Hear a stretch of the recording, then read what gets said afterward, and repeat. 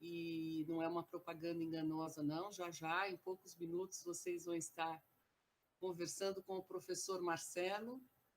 Eu roubei alguns minutos dele para aproveitar essa oportunidade e dizer rapidamente que é um prazer para o Núcleo de Orientação da Colmeia a realização desse webinar. Não sei o quanto as pessoas estão entrando em contato com a gente pela primeira vez, e então eu gostaria de enfatizar um ponto que eu tenho muito orgulho, sempre que posso falo nisso, que a Colmeia existe há 77 anos, e há 77 anos ela presta serviços nessa área da orientação vocacional profissional, com outros nomes, com outras metodologias, mas durante todas essas décadas ela acumulou muita experiência, desenvolveu muitas metodologias.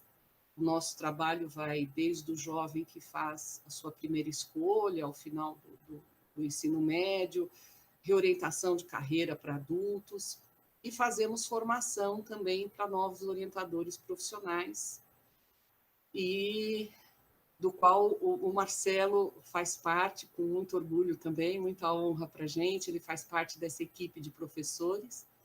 Mas o que talvez vocês não saibam tanto é que a Colmeia é uma ONG, nós temos um trabalho social muito forte, com crianças, adolescentes e jovens, que vai de 7 até 29 anos, em programas de esporte, cultura, artes, psicopedagogia, cursos de qualificação para jovens que querem ingressar no mercado de trabalho, programa Aprendiz, e tudo isso nós fazemos de forma totalmente gratuita para o público que utiliza desses serviços. Então, a gente tomou a liberdade aqui, gente, de pedir, na verdade, fazer aqui um pedido especial. Durante a fala do Marcelo, vocês vão ver, de vez em quando, aquele código QR, ele vai aparecer, para que as pessoas que se identificarem aí com esse trabalho e puderem fazer uma doação, vai estar disponível para vocês através desse código, certo? Então é isso, eu vim apenas aqui para dar as boas-vindas, dizer que a gente está muito feliz com a realização desse webinar. A gente vai ouvir um tema que está inquietando a todos nós, né? O que a gente está vivendo agora com o corona. Então, o Marcelo vai ajudar a gente aí a nos levar a novas reflexões sobre orientação profissional e de carreira e justiça social em tempos de coronavírus, reflexões para o futuro.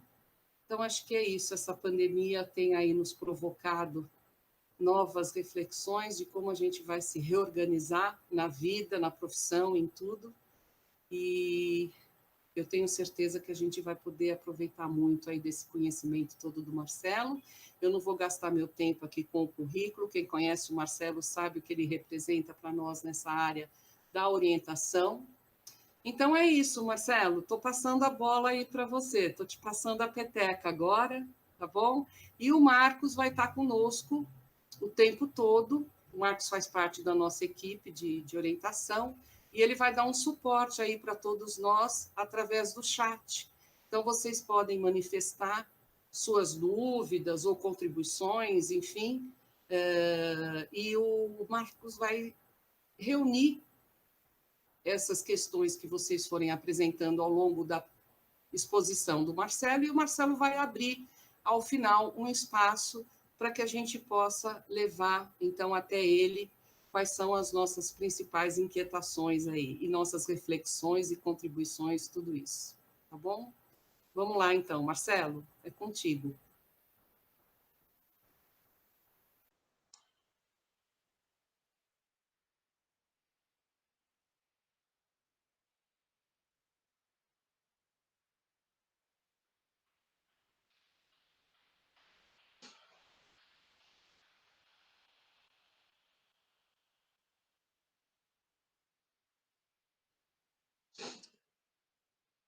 Boa noite a todos, boa noite a todas. prazer estar aqui, em nome da Colmeia, discutindo aí. Acho que a gente faz uns 2, 3 meses só discute, pensando um pouquinho aí no futuro.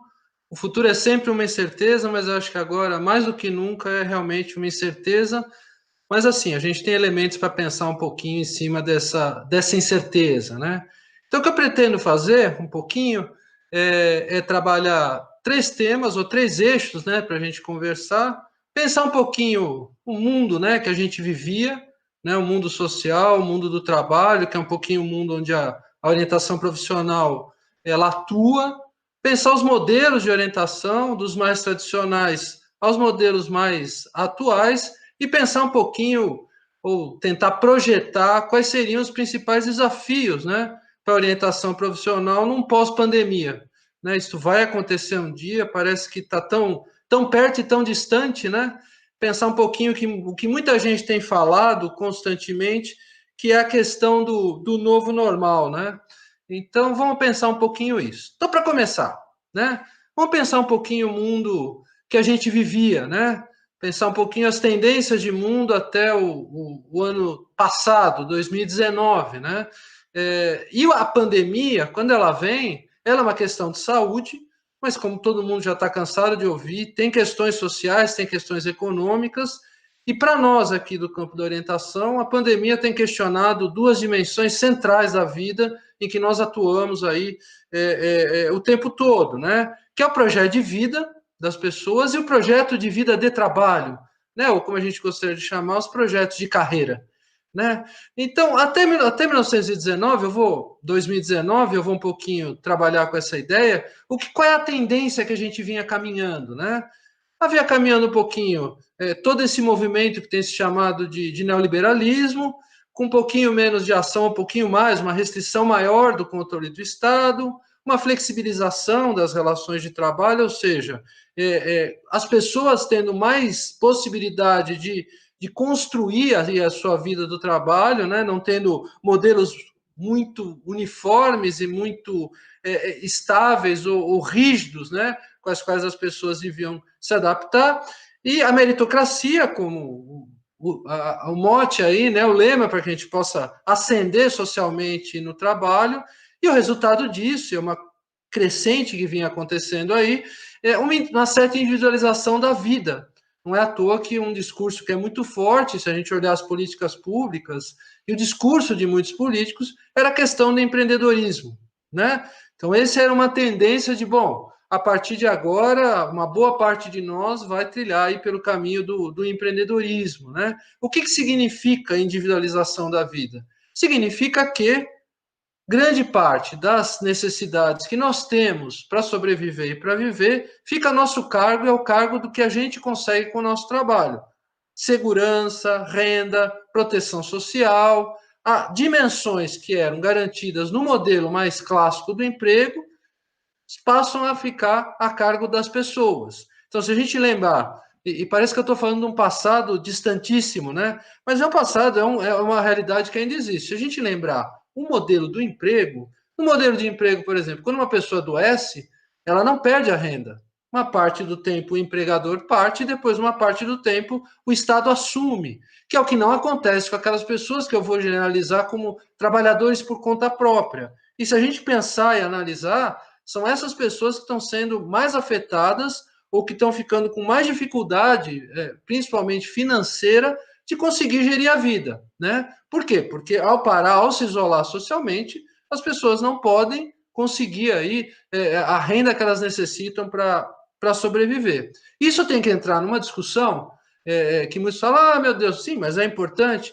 é a discussão de modelos de Estado, né? E aí, sem falar desse ou daquele, sem citar nomes, mas pensar um pouquinho nos modelos, vejam, por exemplo, na pandemia. Nós temos 2 modelos muito claros aí atuando no combate à pandemia. O modelo primeiro que apareceu, porque a pandemia apareceu lá, que é o modelo chinês, com um pouco mais de controle, um controle mais rígido do Estado, ou seja, não pode sair na rua, não tem como, tem tudo, e as pessoas ficando mais em casa, e o modelo mais americano que a gente tende a adotar de uma certa e a Europa também, de uma certa tendência a pensar mais na liberdade individual. Então, nessa balança, nesse equilíbrio entre controle do Estado e liberdade individual, é que a gente deve fazer a nossa discussão.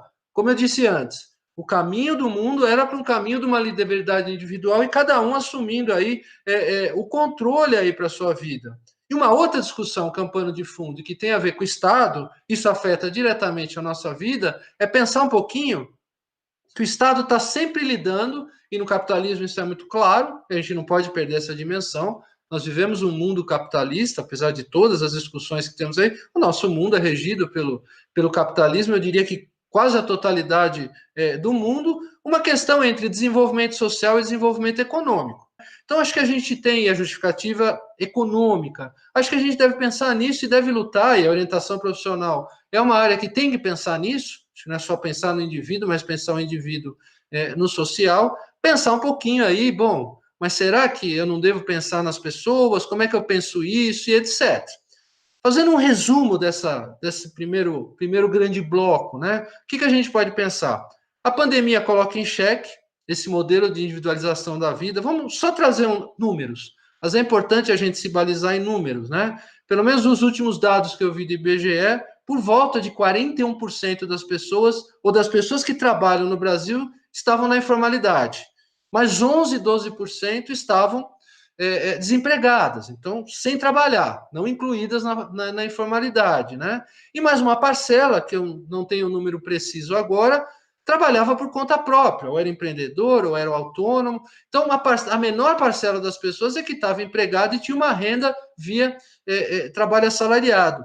E a pandemia veio questionar todas as pessoas que trabalhavam por conta própria. A gente está falando muito no informal e deve falar, e o governo de alguma maneira não teve outra saída, aí agiu rápido, essa ideia aí da renda básica, dos R$600 que está sendo oferecida aí para a população, e não é nenhuma benesse, é um pouco função do Estado suprir o bem-estar da população. Lógico que não dá para fazer isso infinitamente ou indefinidamente, é uma situação emergencial, mas do outro lado, eu me lembro, uma colega comentou, e se ela estiver ouvindo, ela vai lembrar disso, né? Do dentista dela, que é alguém que cobra muito caro por uma consulta e estava com 2 meses de agenda no consultório vazio, né? Uma agenda vazia. Então, mas ele tem uma reserva financeira. É verdade, mas ele vai deixar de ganhar por 2 meses. Então, o modelo que está sendo questionado é justamente esse modelo do trabalhador por conta própria. Vamos dizer, mas nunca mais vai acontecer isso. Sim, mas ele deve pensar que outras situações podem acontecer. Então, acho que isso a gente deve pensar com muita calma, né? E aí fazer sempre a pergunta, por que eu estou falando isso? Porque está muito forte esse discurso do empreendedor. Eu não estou questionando, o empreendedorismo é uma saída, mas a gente deve perguntar quem que pode entrar nesse discurso e quem pode individualizar a vida. E aí uma pergunta, né, que muita gente já discutiu, quem está conseguindo sobreviver isolado socialmente? Né? Quem são as pessoas que estão conseguindo sobreviver a esse isolamento, a esse distanciamento imposto pela pandemia? Isso acho que é uma questão importante para a gente entender. E a pandemia, ela não criou nada, né? Simplesmente ela desvelou uma forma como a sociedade estava organizada que não aparecia de um modo tão claro, né? Lógico que ela exacerbou em muitas coisas, e no campo da orientação, como vocês vão perceber, que daqui a pouco eu vou iniciar um pouco nesse assunto, acho que essa contextualização é importante. O campo da orientação vinha questionando uma série de coisas, né? Só que assim, esses questionamentos, eles viriam possivelmente muito lentamente. E a gente teria que pensar um pouquinho se é que esses questionamentos iriam virar alguma prática, uma mudança ou teórica ou prática. Bom, pessoal, peço desculpas aí pela falha técnica, mas alguma coisa no YouTube não permitiu que a gente seguisse falando aí, né? Então, vamos voltar aqui, vamos voltar um pouquinho. Vou fazer um resumo de 1 minuto aqui do que eu já falei, né? Só para a gente não perder o fio da meada. Eu estava dando um pouquinho uma contextualização do mundo que a gente vivia, né? E do mundo que a gente potencialmente irá viver, né? O que a gente está chamando aí do novo normal, né? e a pandemia está deixando isso cada vez mais claro. E um questionamento que eu fiz é um pouquinho o caminho, a tendência que a gente vinha trilhando era a tendência de individualização da vida, do empreendedorismo, da carreira individual, das estratégias individuais, e a gente percebeu com a pandemia que isso tem limites, né? E que um Estado um pouco não ausente, mas um Estado não tão no controle, causa problemas aí para as pessoas numa situação extrema, né? E dizendo que a pandemia interpelou diretamente o projeto de vida das pessoas e o projeto de trabalho, né? Acho que a grande questão é quem está conseguindo trabalhar, quem pode trabalhar, quem está com dificuldade de trabalhar, e basicamente o que a gente tem presenciado aí, as pessoas empregadas estão conseguindo, de alguma maneira, se distanciar, e as pessoas que dependiam do dia a dia, né, da sua renda, estão com mais dificuldade, né? O que a orientação profissional tem a ver com isso? Acho que a gente deve, vamos pensar um pouquinho nisso, né? Primeira coisa, né? Vamos pensar os modelos de orientação profissional, que eu chamaria aí do antigo normal, né? Que obviamente ele não vai deixar de existir plenamente. Tem muita gente trabalhando com o mundo vai mudar totalmente. Eu tenho dúvidas. Essas revoluções, as mudanças totais, elas não são. Dizem que é nesses momentos que o mundo muda, mas eu tenho dúvidas, né? Se a gente vai mudar totalmente, né? Basicamente, sem entrar em muitos detalhes, mas os modelos da orientação profissional trabalhavam, a grosso modo, com a ideia de ajustamento, adaptação ao mundo vigente, ao mundo existente. Um pouco a gente ajudaria aí a pessoa, aí eu estava falando um pouquinho quando a gente caiu sobre a função da orientação profissional, que para mim, assim, eu gosto de resumir de um jeito bem simples e genérico, que a orientação profissional, a gente ajuda as pessoas a pensar e planejar o seu futuro de trabalho, né? Então, pensar, bom, eu vou trabalhar, o que será minha vida, qual é o próximo passo, seja para aqueles que nunca trabalharam, seja aqueles que vão iniciar agora, né, sua vida de trabalho, seja aqueles que já têm aí uma longa jornada de trabalho e vão se retirar, né, do mundo do trabalho aí com aposentadoria ou desligamento. Acho que essa é uma questão importante, né? Os modelos foram criados pensando em grupos muito específicos. Basicamente, no modelo clássico, a gente trabalhava no auxílio de jovens, principalmente de classe média e classe alta, para a escolha de profissões, né, a escolha de um curso superior. Avançamos um pouquinho para trabalhar com universitários e com crise que um conjunto de universitários tem durante o período aí de universidade, vinculado à questão de escolha profissional, vinculado à adaptação à universidade, uma série de questões aí. E os adultos, né, principalmente encabeçada aí pelas consultorias de recursos humanos, a transição de carreira de adultos com formação superior, né? E esse é um modelo que foi construído e pensado e com base em pesquisas de pessoas de classe média e alta e de países desenvolvidos, né? Então, que são pessoas que têm muito mais possibilidade de individualizar a vida e ter alguma possibilidade de autonomia e liberdade de escolha, né? E aí o foco é na profissão, não é tanto no trabalho, no que eu vou fazer no trabalho. E tem um sem número de enfoques na orientação profissional, desde os mais clássicos, como o enfoque traço-fator, que é mais focado nos testes, né, nos testes de orientação, bateria de testes de orientação profissional, seja o enfoque sociocognitivo, psicanalítico, e mais recentemente aí o enfoque do life design, né? Só que esse modelo já vem sendo questionado há muito tempo, né? Há muito tempo por conta de que esse modelo acaba conseguindo auxiliar, principalmente em contextos como o Brasil, de desigualdade social, um grupo muito restrito de pessoas, né? Se a gente for pensar aí o grupo que vai para o ensino superior, que é de classe média alta, etc., isso dá uma porcentagem mais ou menos aí de uns 15% a 20% da população brasileira, é muito pouco, né? E aí acho que a gente tem aí uma encruzilhada na orientação, né? Nós temos dois caminhos, e acho que os caminhos não são excludentes. Eu tenho dito em todas as oportunidades que eu tenho falado, porque tem gente dizendo, não, agora vamos... Não, acho que não vamos substituir, nós vamos ampliar.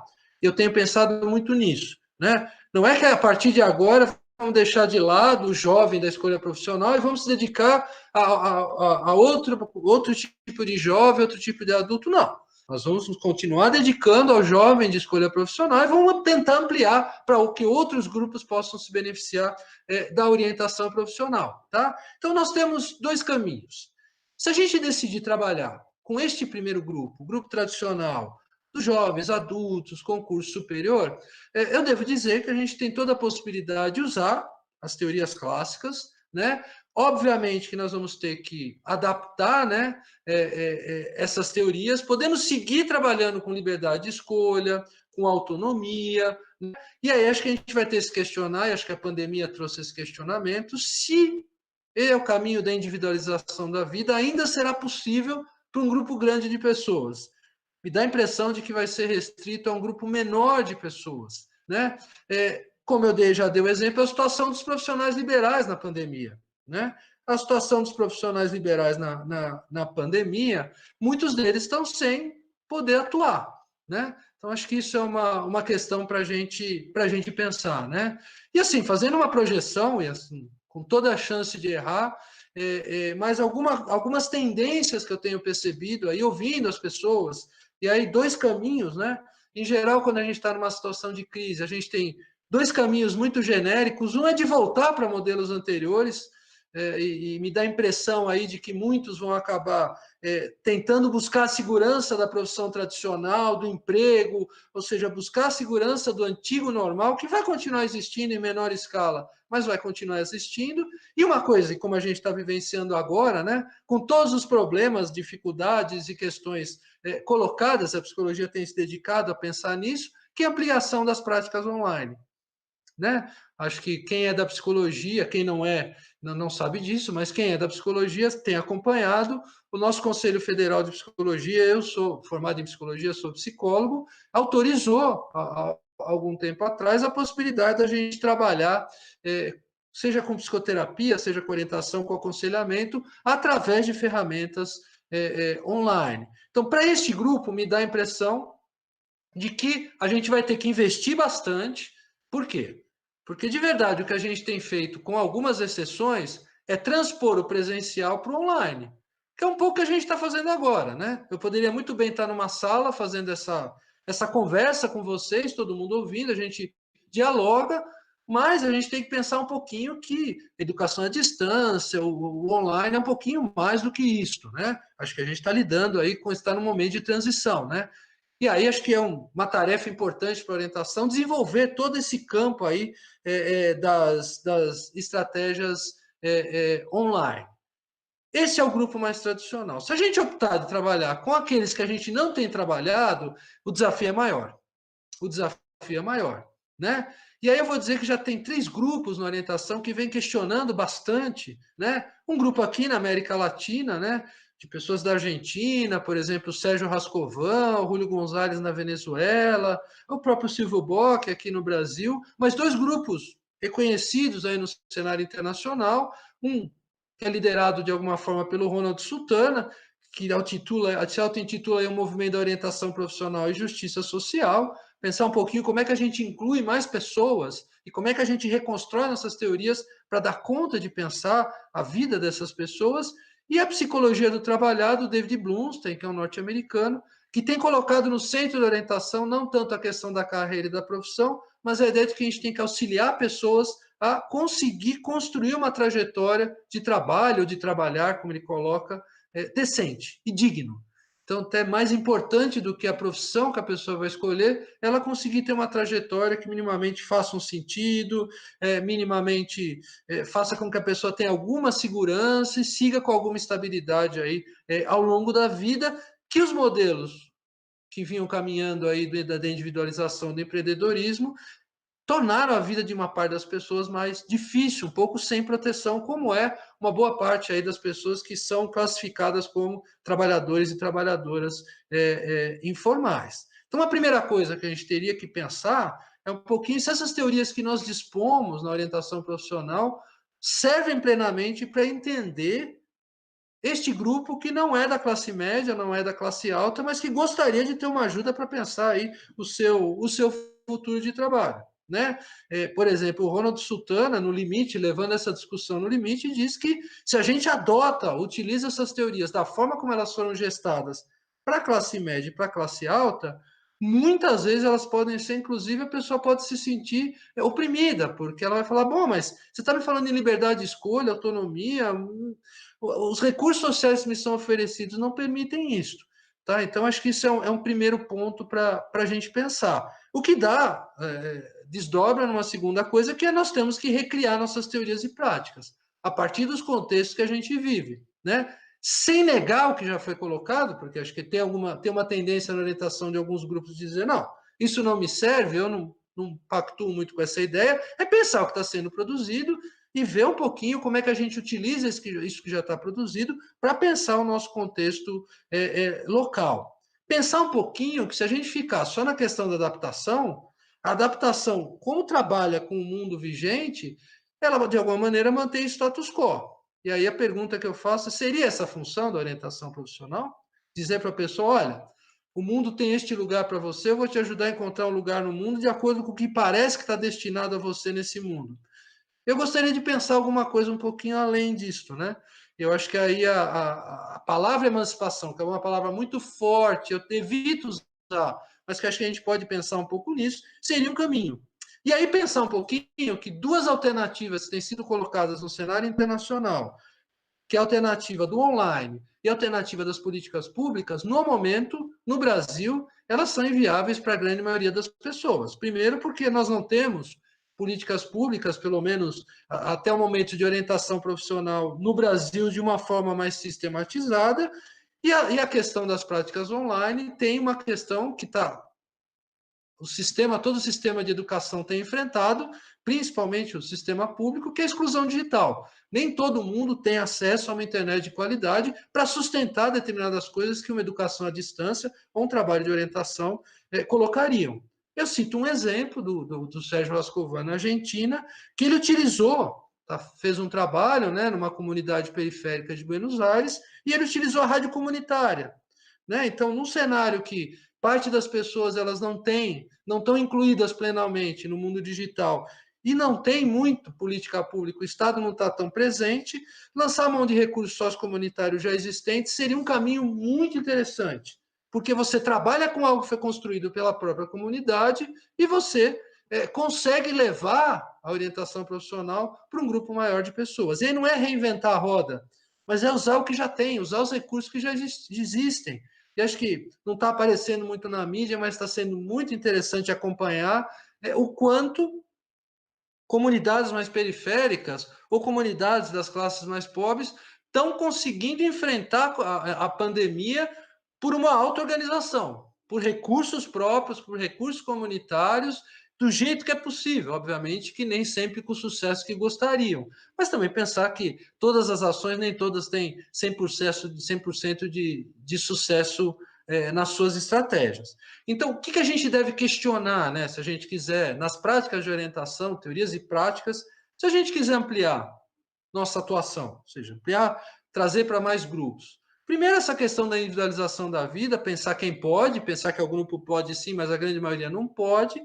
Não aceitar que o que tem aí é o que tem para hoje, né? Então, olha, o mundo que tem é esse, vamos ajudar a pessoa a encontrar o melhor para ela. É um caminho, mas será que a gente não pode ir além desse caminho?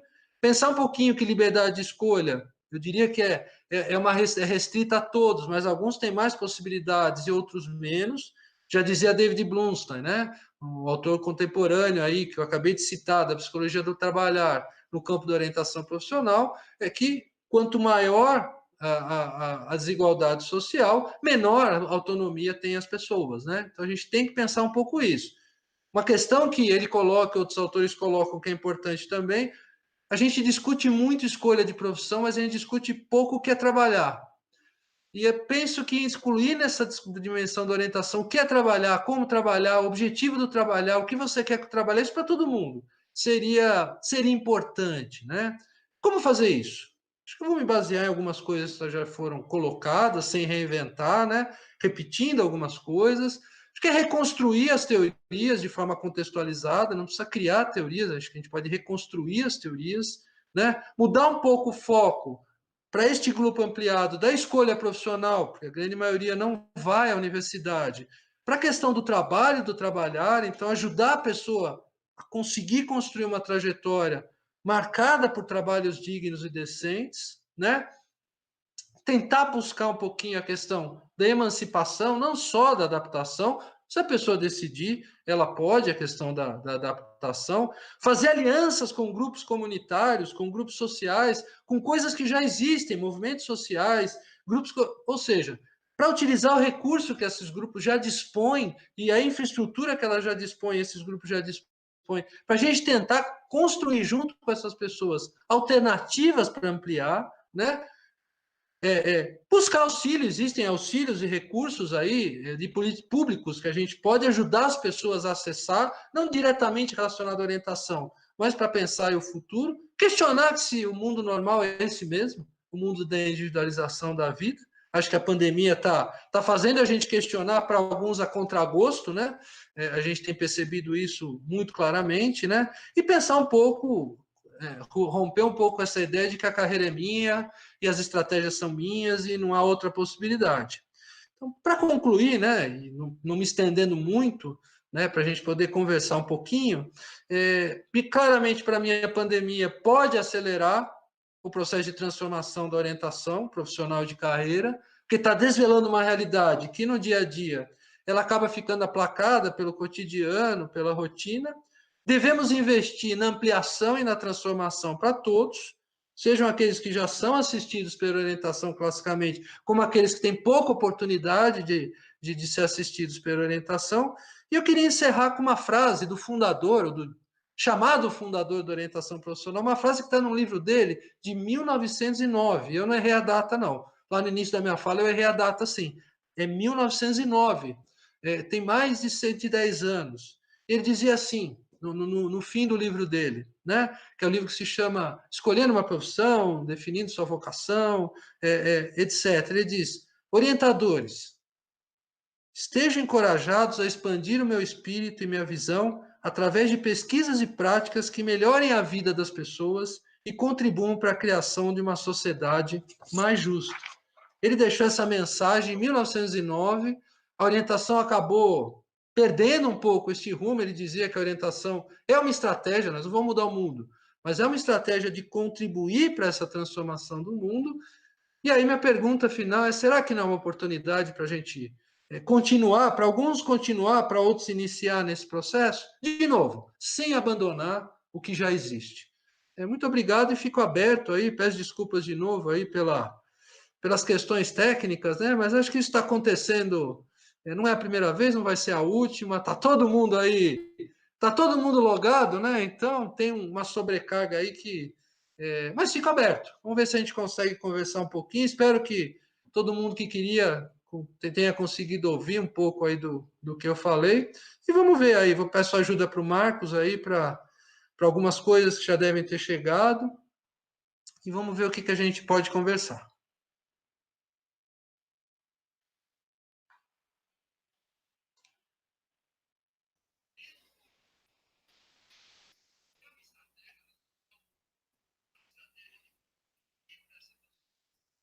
Olá, gente, tudo bem? Bom, Marcelo, deixa eu ver aqui as perguntas que estão aparecendo. A primeira é da Cristina Dumani. Ela fala assim: você citou algo voltado para a crítica de carreira, a carreira é minha, depende de mim. Ela pede para você falar um pouquinho mais disso. Essa é simples, né? Tem todo um discurso, e acho que já é de um tempo para cá, de que assim, a carreira é individual, a carreira depende do seu esforço, a carreira está nas suas mãos, o contexto pouco define sua carreira. E assim, para mim, muito claro que toda carreira ou toda trajetória é construída em um contexto. E esse contexto sobredetermina as possibilidades e os limites dessa trajetória. Então a carreira nunca vai ser individual, pelo menos na minha posição. O que nós podemos dizer, e acho que aí algumas pessoas conseguem individualizar mais a carreira do que outras. Eu queria citar um exemplo, voltando na questão do empreendedorismo, de um sociólogo francês que se chama Robert Castel, falecido há alguns anos atrás, sociólogo do trabalho. Ele dizia o seguinte: as pessoas elas acabam individualizando a vida por dois motivos. Uma parte das pessoas porque tem muito capital social, tem qualificação e, de alguma maneira, usam os recursos sociais para alavancar a sua carreira. Essas pessoas conseguem minimamente individualizar, mas esse é um grupo muito restrito da população. A grande maioria, e eu incluo uma boa parte dos trabalhadores informais, acaba entrando numa coisa que ele chama individualismo negativo. O que é o individualismo negativo? Você se tem que utilizar estratégias individuais por falta de apoio social, né? Então, quando eu digo que eu penso que não existe a carreira individual, é nesse sentido. A carreira nunca pode ser sua. A carreira é sempre construída num contexto, e esse contexto restringe ou possibilita. Para alguns possibilita mais, para outros limita mais. É um pouco nesse sentido que eu fiz a crítica à ideia de carreira individual. Ótimo. E tem uma pergunta também aqui, já vou juntar a pergunta do Guilherme com uma pergunta que eu tinha feito, que é numa linha de como é que a gente consegue pensar essas políticas públicas de OP, o que você conhece que tem em outros países, e o Guilherme ele faz a pergunta de como é que a gente consegue pensar essa OP nesse contexto de uma profunda crise econômica, né? Bom, duas coisas, né? Acho que são duas perguntas, né? Como eu falei lá no início, há uma tendência mundial de desconstrução das políticas públicas, não só de orientação, mas de tudo. Então, isso que a gente vivenciou aqui com a reforma trabalhista, a reforma da Previdência, não é uma invenção do Brasil, é uma tendência mundial. Né? E é uma tendência que é colocando ou responsabilizando muito mais as pessoas pela segurança, pela proteção, pelo exercício do seu trabalho, pela realização do seu trabalho. No Brasil, nós nunca tivemos políticas públicas sistematizadas, né? Por isso que eu penso que, num contexto como o do Brasil, a saída é via comunidade mesmo, é uma saída comunitária. Ver os grupos organizados, grupos sociais e grupos comunitários organizados, não deixar de lutar pelas políticas públicas, mas trabalhar um pouquinho com esses grupos sociais e comunitários para tentar ir construindo a partir desses grupos estratégias e que essas estratégias possam se multiplicar e, no limite, quem sabe, construir alguma coisa que possa se tornar uma política pública. A gente não deve esquecer que em muitos estados aqui do Brasil, esse ano ia ser o primeiro ano de um teste mais massivo das disciplinas de projeto de vida, né, nas escolas de tempo integral, que não têm este nome de orientação, mas trabalham com a questão do futuro, e principalmente o futuro de trabalho das pessoas. A gente acaba deixando a escola um pouquinho de lado, mas a escola é um grande espaço de socialização das pessoas, né? E a escola é um pouco reticente às questões de orientação, para pensar um pouquinho isso, mas eu pensaria um pouco nesse sentido. Eu não sei como é que o mundo está lidando com isso, pode ser que volte, né? Mas assim, a gente tem notícia aqui, notícia lá, mas no momento nada é certo do que vai acontecer. Mas tem alguns países na Europa que já estavam começando a repensar essa questão do neoliberalismo e voltar para uma tendência não tão radical como era a questão da sociedade de bem-estar, mas uma social-democracia em que o Estado se incumbe de suprir a vida de uma parte das pessoas. E as políticas públicas ajudam um pouco nesse sentido, né? Tá. E então tem bastante gente perguntando, né, nesse momento, acho que talvez trazer um pouquinho mais de tangibilidade de como é que você vê essas políticas públicas acontecendo nesse momento de pandemia, especificamente, nas escolas, para esse público jovem de comunidade, né? Como é que isso pode ser articulado, né, principalmente nesse momento complexo aqui que a gente está, né? Bom, acho que duas coisas, né? Tudo que eu falei é para o futuro, né? Tudo que eu estou dando de proposta não é para agora. A gente está no meio de um furacão, né? Tudo que a gente está fazendo no momento, eu vou usar uma palavra forte, mas me dá essa impressão assim do que eu estou acompanhando. A gente está tentando dar conta de algo que não tem como dar conta. Então, a educação está continuando, muitos espaços de trabalho estão continuando, mas obviamente que tem prejuízos. Acho que deve continuar, né? Mas assim, acho que esse discurso de que está tudo normal não está. Né? Acho que todo mundo vai ter um prejuízo grande. A gente tem que discutir um pouquinho a questão de toda a discussão se o Enem deve ser mantido ou não deve ser mantido, e etc. Pensando agora, não sei se é possível ampliar isso neste momento. Nesse momento, a gente vai fazer o que é possível, também até porque está todo mundo tentando, tá cuidando da sua vida, de sobreviver. Pensem, alguns nem estão pensando nesse nível, mas assim, a gente está aí com uma ameaça concreta e real de uma doença que pode matar. Né? Então, não é um momento, digamos assim, não é um momento tranquilo. As pessoas não estão reclusas em casa descansando. Está todo mundo tenso, está todo mundo preocupado, tem pessoas que perderam a renda, tem pessoas que estão acompanhando os filhos na educação online, estão percebendo que está todo mundo cansado. Então, todo mundo vai perder. Acho que não tem. Agora, o que a gente pode ganhar nesse momento é aproveitar, né? E acho que é gozado quando começou esse isolamento, todo mundo dizia: vou botar a leitura em dia, vou assistir todos os filmes que eu nunca vi. E, de verdade, a maioria das pessoas não fez nada disso, né? Porque não é tão simples, a gente não está de férias, né? Então, mas é um momento para a gente repensar um pouquinho, para que quando as coisas, em tese, voltarem ao normal, ao novo normal, a gente tenha algum tipo de ação para que algo mude, né? Algo se amplie. E assim, e não adianta, tem uma questão, quando a gente entra na rotina, tudo isso que a gente discute no meio da crise vai gradativamente sumindo. O que a gente precisa garantir durante a crise são espaços para que isso que a gente está discutindo agora se mantenha de alguma maneira depois da crise. Né? Então, só para contar um exemplo muito concreto, né? E muitos que estão ouvindo já vivenciaram isso, por exemplo, a USP várias vezes já teve greves e greves longas, né? E aí, na greve tem muita discussão, muita conversa, e não, vamos manter essa discussão ativa, você começa primeiro mês, segundo mês, terceiro mês já não tem mais nada. Né? Então, acho que a nossa tarefa é tentar criar núcleos e já pensar estratégias concretas de ação para que isso perdure depois. Em algum momento, essa coisa do isolamento, do distanciamento, vai, não sei quando. Diziam que era em julho, diziam que era em agosto, já ouvi dizer que é o ano que vem, não sei. Mas quando a gente voltar, né, que a gente possa ter aí espaços para que a gente pense, senão a gente vai voltar exatamente ao que era. Né? Então, só para checar, você fez uma citação de um livro agora no final. O pessoal está perguntando o nome exato do livro e o então, autor. o livro não tem em português. Tá? O livro é do Frank Parsons. O Frank Então Parsons é é o mesmo. fundador da orientação profissional em tese. História da orientação profissional. Né? É o primeiro livro de orientação profissional da história. Em inglês, ele se chama Choosing a Vocation.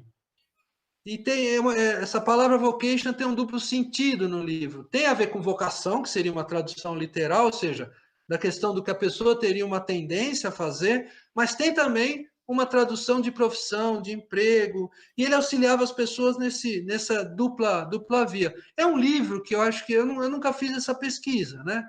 Mas se vocês procurarem na internet, é possível que ele já esteja disponível, porque ele tem 110 anos, né? Então é possível, mas é um livro assim, ele é interessante, mas é um livro histórico, ele é de 1909, né?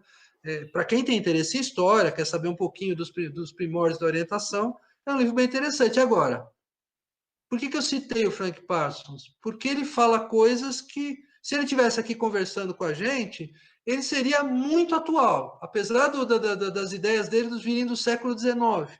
Então, vejam como as coisas, às vezes, elas não vão se efetivando aí em um século, né? Mas o livro se chama assim, o autor se chama Frank Parsons, fundador da orientação profissional, segundo a história da orientação, e o livro se chama Choosing a Vocation.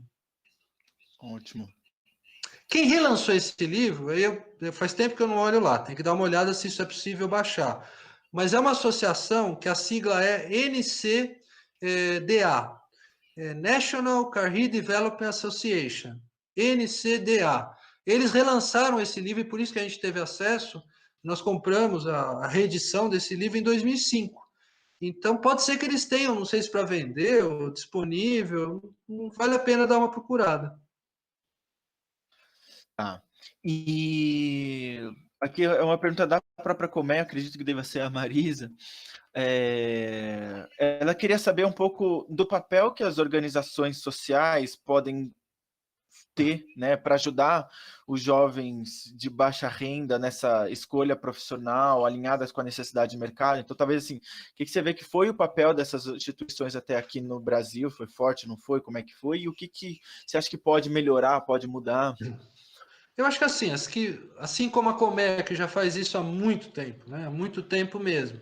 Existem outras organizações sociais que fazem, mas assim, o que eu percebo é um certo distanciamento. E aí eu estou pensando em organização social não exclusiva de orientação, mas como a Comé, de educação, de trabalho. A grande maioria não tem uma proximidade com o trabalho de orientação. Ora, por vez ou outra, alguém aparece e propõe um projeto, mas o que poderia acontecer é a orientação se aproximar mais dessas organizações, construir projetos, porque a partir, como eu falei, tanto das organizações sociais quanto das organizações comunitárias, é que a gente consegue acessar esse público que a orientação não acessa. E aí fazer parcerias e reconstruir as estratégias um pouco nesse sentido. Mas eu diria que a gente tem que ampliar, né? As que já vem fazendo, como a Comeu, fazem bem, né? A gente teria que ampliar, e aí cabe realmente aos orientadores, porque eu me lembro numa outra live que eu fiz, me perguntaram isso, né? Mas como é que a gente faz? É só via trabalho voluntário que a gente consegue isso? Não. Não, acho que tem que entrar por fundações, por organizações sociais, etc., e poder mostrar que, olha, é um trabalho que merece ser remunerado, as pessoas merecem essa ação via essas instituições, né? Tá. E a Sandra perguntou se também quais que seriam, talvez, possíveis veículos para essa prática de OP. Você vê sociedade civil organizada, outros lugares que também poderiam ajudar com isso, né? Eu penso mesmo os grupos, as organizações sociais, as organizações comunitárias, os próprios movimentos sociais. Então, por exemplo, quando a gente pensa no movimento negro, que tem um conjunto de cursinhos populares muito grande, né? A gente tem que se aproximar, né? Tem que se aproximar desses grupos e oferecer. Muitos já fazem, muitos já fazem. E muitas vezes falta essa conversa, né? Essa comunicação, esse diálogo. Eu acho que essa aproximação, esse diálogo, principalmente da universidade, com a prática e da prática com os movimentos sociais, é um diálogo que acontece, mas acontece de forma muito pontual ainda. E a gente tem que ampliar e incentivar muito mais isto, né? Uhum, tá. E daí, por fim, tem uma série de perguntas aqui que estão vinculadas com esse futuro da OP, né? Então, assim, vou dar uma sumarizada para você entender, né? Então, como é que você vê essa profissão do futuro? Como é que você vê essa possibilidade do profissional autônomo construir uma carreira, do primeiro emprego, de como é que vai ser o desafio do primeiro emprego e dessa questão da criatividade para redirecionar as carreiras que vão sumir daqui para frente, né? Então, isso foi pergunta da Verônica, da Viviane, da Everstep e da Silvana Sacramento. Tá. De novo, vamos separar o mundo em dois grandes grupos, né? Tem o grupo, que é aquele grupo clássico, que vai ter acesso à universidade, que vai poder ser empreendedor, que vai ser autônomo, que vai ser impactado pela questão da inteligência artificial, as novas profissões, as novas carreiras, de alguma maneira, mas vai ter possibilidade, de alguma maneira, a lidar com isso. E tem outro grande grupo, que se fala muito, eu tenho feito essa discussão, se fala muito no impacto, por exemplo, da inteligência artificial, mas quando a gente percebe, né, como é que as pessoas estão se virando na pandemia? Elas estão basicamente pegando a sua moto, a sua bicicleta, o seu carro e levando o alimento do supermercado para casa das pessoas que não podem ou não querem sair de casa, né? Aí eu fico pensando, mas tem toda a questão do aplicativo, do celular, é verdade, né? É verdade, né? Mas um pouco pensar que existem mundos, não tem o mundo, existem mundos, e a gente deve pensar nesses mundos. Não deve generalizar, o mundo vai para esse caminho. Tem que botar no plural. Óbvio que um mundo tem relação com o outro, o mundo não é apartado do outro. Mas se a gente quiser ampliar a orientação, nós vamos ter que pensar 2, 3, 4 rumos, 2, 3, 4 caminhos para grupos muito distintos. Um vai ser muito impactado pela inteligência artificial e vai começar a conviver claramente com isso que a gente está fazendo, muito mais questões de práticas remotas, etc. E o outro grupo vai continuar pegando a sua moto, entregando coisa. Vejam, vamos pensar. Vocês vão dizer, mudou muito. Mas o que mudou da época que colegas foram office boy, quando eu tinha 15 anos, há 35, 40 anos atrás, para a pessoa que entrega comida hoje em dia? Né? Mudou. Agora é de moto e é pelo aplicativo. Sim, mas tem coisas que não mudam tanto. Tem necessidades que as pessoas vão continuar. Mas isso vai ser substituído pelo drone. Tudo bem, será? Né? Acho que a gente tem que pensar um pouquinho em alguns países e pensar um pouquinho no Brasil, né? E pensar tudo isso, que obviamente isso é inegável, e aí a gente vai ter que ver o tamanho disso, alguém já perguntou, né? A gente vai viver uma crise enorme, uma crise econômica, o desemprego vai estourar, as pessoas vão de verdade, e aí, nesse momento de crise, tudo vai ficar complicado, né? Tudo vai ficar complicado.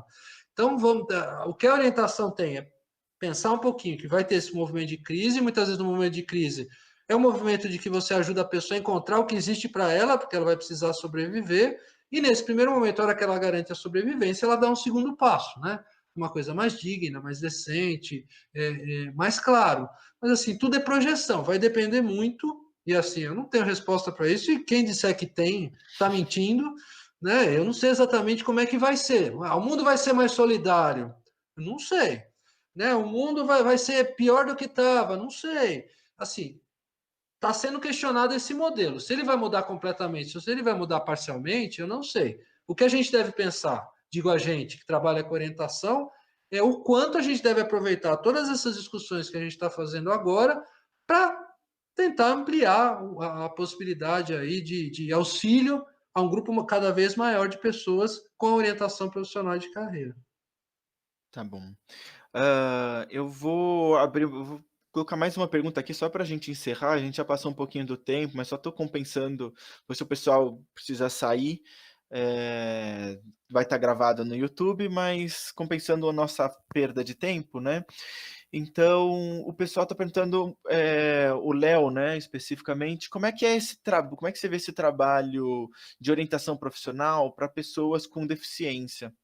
Tem alguma consideração que você faz? Como é que é isso? Eu penso assim, independente com quem a gente vai trabalhar, a gente precisa entender quem é a pessoa com quem a gente vai trabalhar, que mundo está destinado para ela e quais são os recursos e os limites que ela vai encontrar para construir a carreira dela.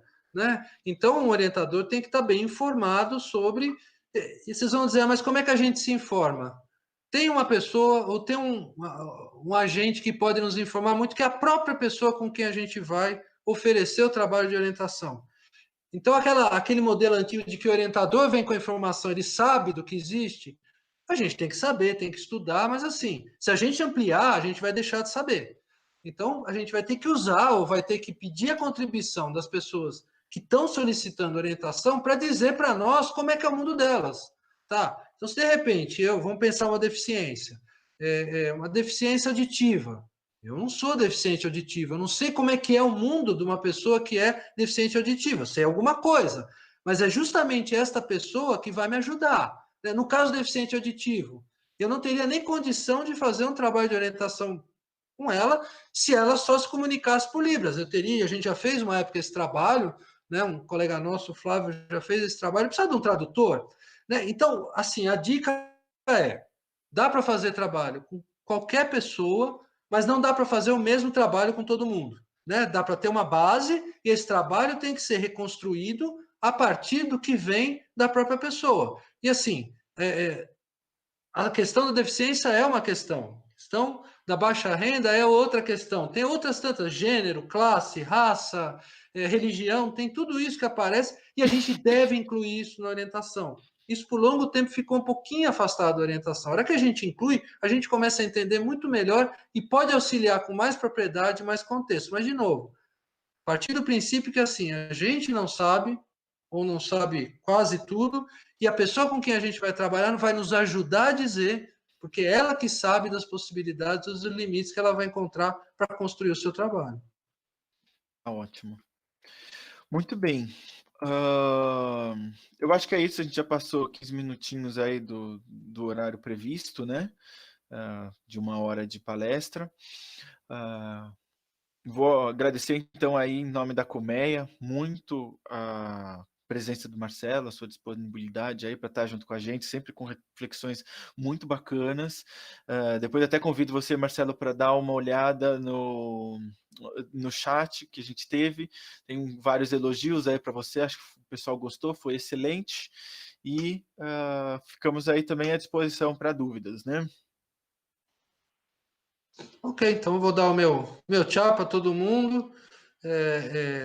Eu acho que assim, a orientação trabalha com crises, rupturas. Eu acho que essa ruptura na nossa transmissão foi emblemática, né? A gente trabalha com ruptura de carreira, a gente trabalha com crise. As pessoas vêm quando elas estão em crise, elas não vêm quando elas estão bem, né? Então acho que foi bem emblemático para viver um pouquinho essa sensação de vazio e do que eu faço, né? E muitos devem ter ficado perdidos aí quando caiu, né? O link, caiu o vídeo, e a orientação trabalha com isso, com as pessoas perdidas, às vezes sem ter um rumo, e por isso que elas nos chegam, mas como a gente resolveu minimamente aqui, a gente também pode ajudar as pessoas com a colaboração cada vez maior da própria pessoa a resolver suas questões. Agradeço aí a paciência a todos, espero que tenham gostado aí, e vamos para as próximas, né? E agradeço a Colmeia pelo convite. Então, obrigado, Marcelo.